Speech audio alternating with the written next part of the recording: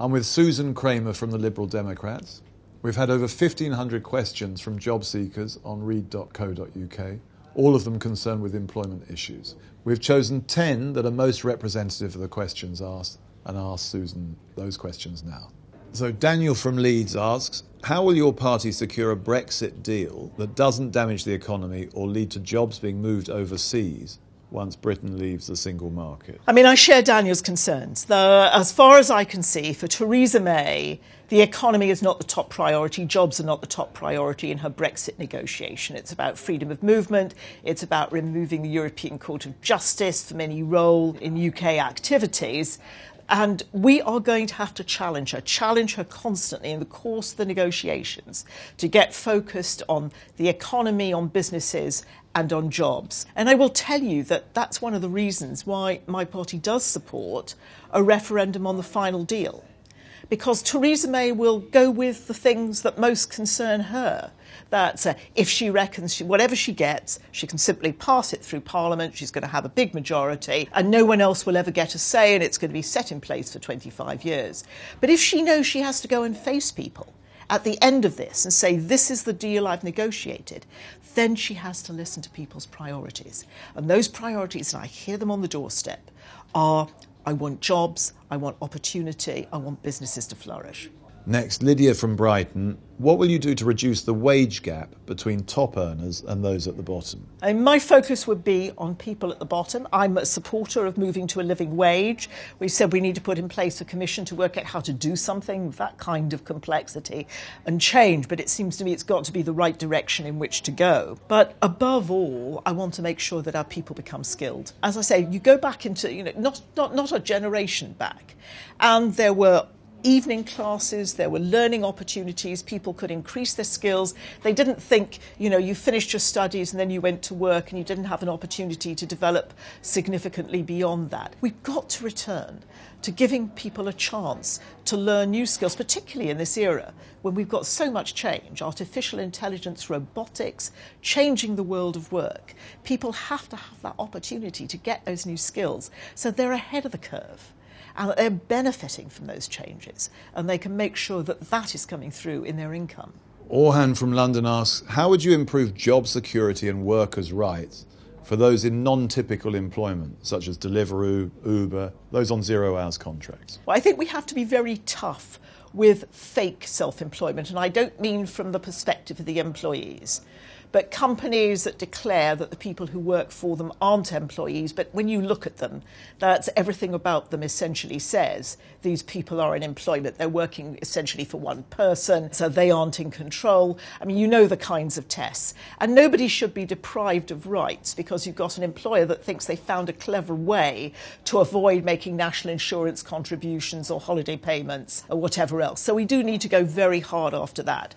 But we are moving into a new world, and I think there's a lot of work to do to think about how we manage in that new world where people may well have more flexibility, maybe less tied to particular institutions. And we have to find a way that their whole life doesn't become one of uncertainty and risk. And I'm not sure of the answers. We're putting a group of people together to start thinking that through.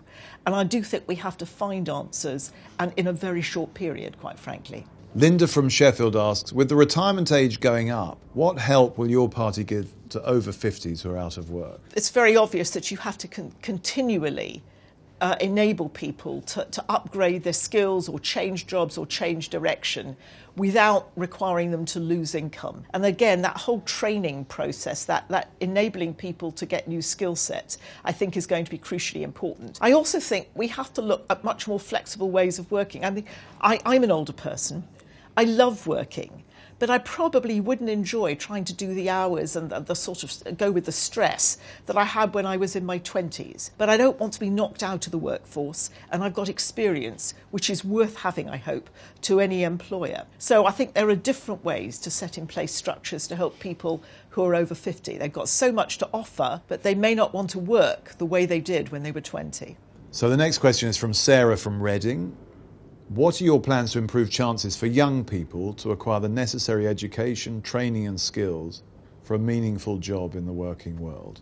I mean, I hate to constantly make changes to education because, educational institutions find it hard to adapt. But I really do think that we are not shaping our schools to begin with so to cope with the new world that's coming. Robotics, artificial intelligence, the internet, all of that changes everything. It does mean that a group of people need the science and technology and math skills, but it also suddenly means that for a secure job, perhaps you should be looking at creativity, empathy. That's the kinds of skills that we've so often downgraded. So I would really like to see a complete rethink to shape schooling for the world of work as it will be in the future, and not constantly looking back to the world of work as it used to be a few years ago. And that means much more flexibility for vocational education as well, so that it's not, superior to go the university track, and you have genuine other options. Look, I tell you, it's one of the reasons I'm really distressed by Brexit, because I work with lots of youngsters who've gone the engineering route. Part of their apprenticeship takes place in Germany. Part of their apprenticeship, if they're in the fashion industry, might be in France, it might be in Paris. I mean, there's getting that experience from a very broad base, because in the future you need real breadth of experience, and we don't give our youngsters a lot of opportunity to acquire it. The next question, Samir from London. What will you do to protect jobs from increased automation and robotics in the workplace? I'm not sure that you can protect jobs in an artificial sense and say, we'll continue to have this done by people, but it could be better done by a machine. But I think we do have to think that what are the roles that can't be done by machines? I think I talked earlier about, creativity. I mean, I remember a time when people used to do media studies and a lot of older folk laughed. I mean, what nonsense they would say. Now it's a huge industry. Absolutely critical. It's because it depends on that creativity that can't be replaced by a machine. And I think as we look through our society, we need to be building those jobs. A lot of caring jobs, teaching jobs, supporting jobs, they can't be replaced by machines. And I think we have to make sure that those are available to people. So it's building the new world rather than trying to hold on to the old world, I think has to be our answer. And we have to recognise that transition is a real problem. Carol from Bristol asks, what will you do to help the disabled and people with mental health issues find and keep work? Carol's asking an absolutely crucial question. And the first thing we have to do is have a change of attitude. I was a minister that's in the Department for Transport, and trying to bang heads within that industry to say, you have to stop looking at a disability as if it's something abnormal. It's normal. Having a disability, having a mental illness is something that happens to a normal part of the population. And everything that we do has to work for people who happen to have those particular issues at a particular point in their lives. Sometimes it's unpopular to use regulation. I would use regulation to make sure buildings are accessible, transport is accessible, people can get places. Surely we can provide government support to people who need a bit of extra help in the workplace so they can function.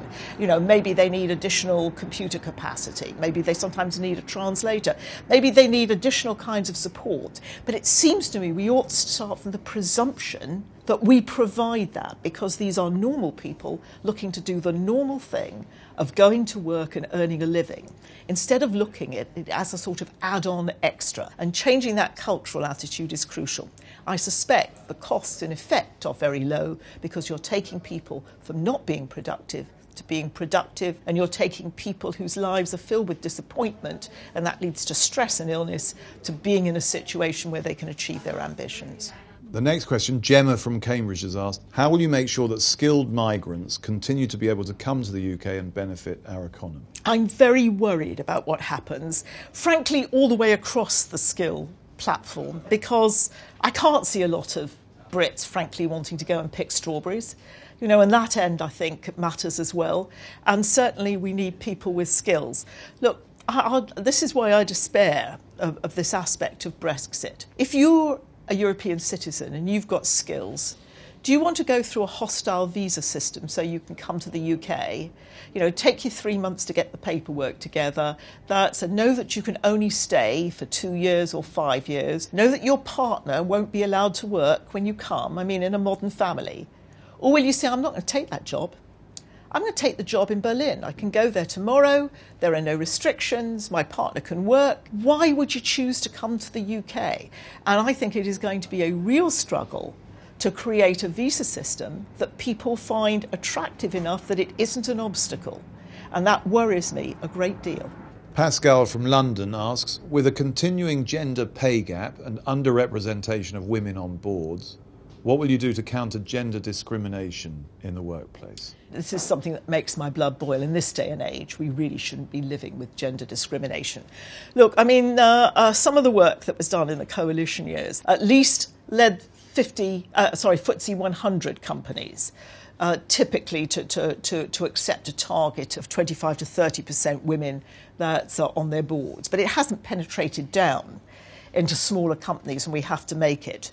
And while I'm all in favour of it being done through encouragement, incentivisation, I do think you need a Damocles sword where you say basically to companies who are capable of doing this, if you don't do it, we give you all the time, we want it to be voluntary, but if you don't achieve it, we are going to require you to achieve it. I don't want to take that sword of Damocles away.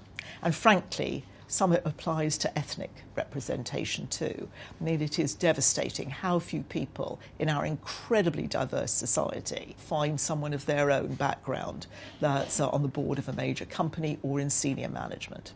And it's a management issue. I mean, non-executive directors on boards, that's much easier to solve than bringing people up through your company so that they're senior in your company and they reach the board that way. Final question, Derek from Hastings. How will you stop low-cost foreign workers coming into the UK to compete for roles here and drive down wages? Yes, I mean, I'm not totally convinced that we've seen wages desperately lowered by a foreign workforce, but we will find out whether or not the effect is that we lose businesses and jobs or whether the effect is that wages go up. And I say that because we are very close to full employment in this country. And it seems to me what we have to do is work to improve the quality and skills of our workforce so that, if there are very low-skilled jobs and they're filled by foreign workers, but the Brits are getting the higher-skilled jobs with a higher pay and responsibility and opportunity, I don't think that's unattractive. We need to focus on the people who are born in this country, grow up in this country, and need to get the skills so that they can succeed. And that's far more my focus than trying to make sure they don't get that education and therefore they're locked into unskilled work, and we're trying to make unskilled work meet their expectations of what they want to earn. Susan Kramer, thank you very much. You're welcome.